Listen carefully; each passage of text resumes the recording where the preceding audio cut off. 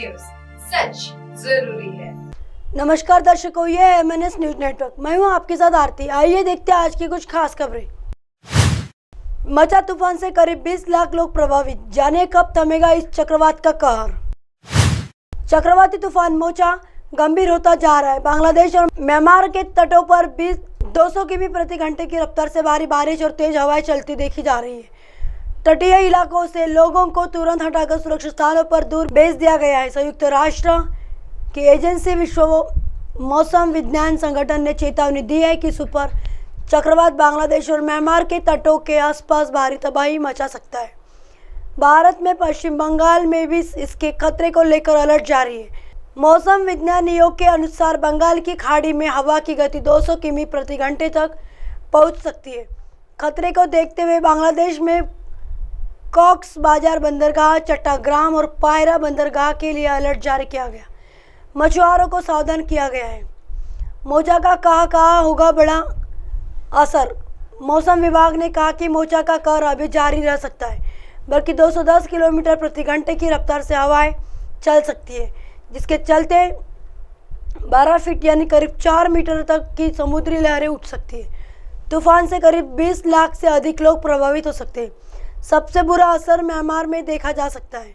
मौसम विभाग ने अपने ताज़ा बुलेटिन में कहा है कि चक्रवात बांग्लादेश के कॉक्स बाजार से 250 किलोमीटर दक्षिण में है और अब तट को पार कर रहा है। कॉक्स बाजार और चट्टोग्राम के निचले इलाकों में सामान्य से 8 से 12 फीट ऊपर हवा से चलने वाली ज्वार की लहरों से जलमग्न होने की संभावना है।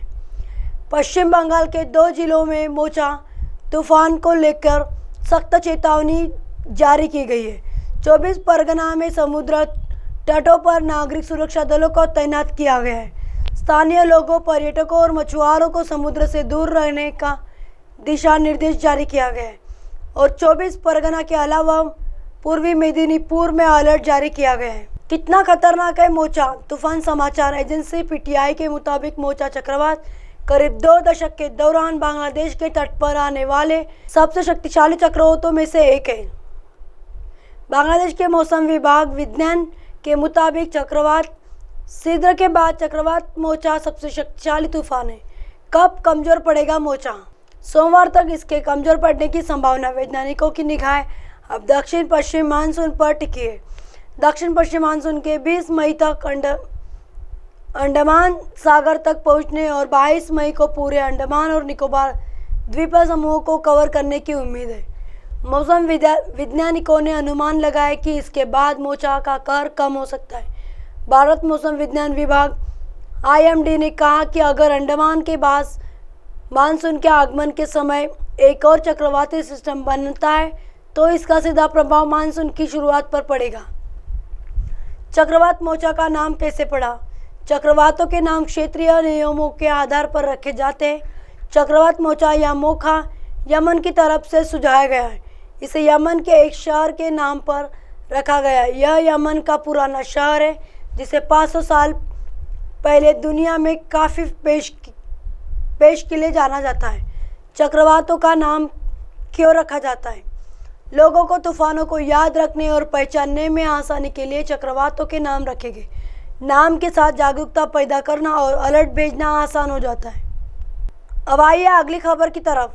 नासिक राजपूत समाज के महासम्मेलन में सैकड़ों की संख्या में समाज के सदस्य संभाजीनगर के लिए रवाना हुए।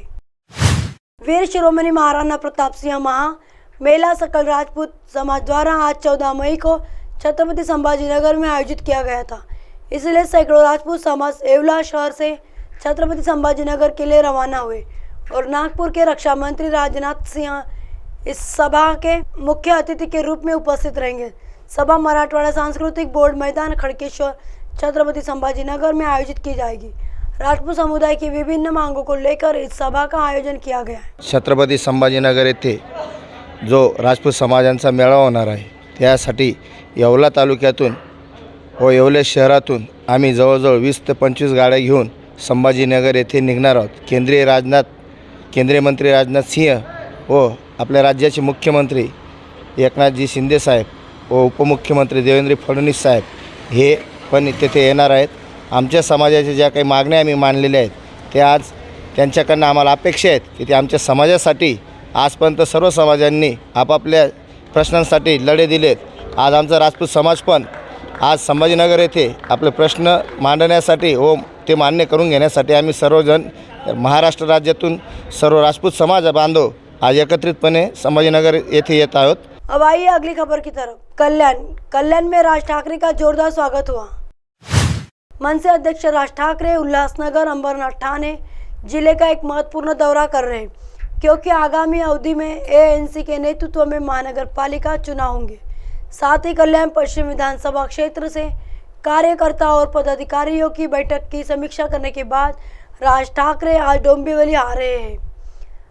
राज ठाकरे के डोंबिवली आने पर मनसे कार्यकर्ताओं और डोंबिवली के पदाधिकारियों ने उनका जोरदार स्वागत किया। राज ठाकरे डोंबिवली के सर्वेश हॉल में शहरों निर्वाचन क्षेत्रों की समीक्षा करने के लिए मौजूद है। राज ठाकरे डोंबिवली शहर और कल्याण ग्रामीण विधानसभा के कार्यकर्ता और पदाधिकारियों से मिल रहे हैं।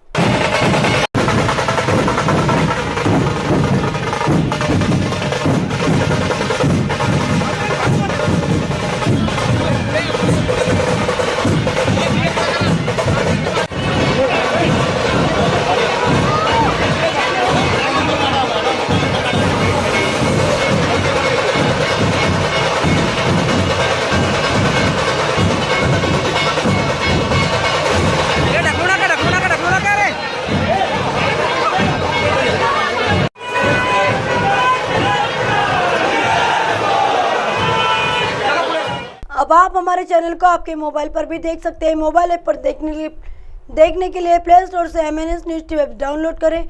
इंस्टा, लिंक, ट्विटर, हाईकुक, फेसबुक और कई सोशल मीडिया के प्लेटफॉर्म पर हमारा चैनल उपलब्ध है।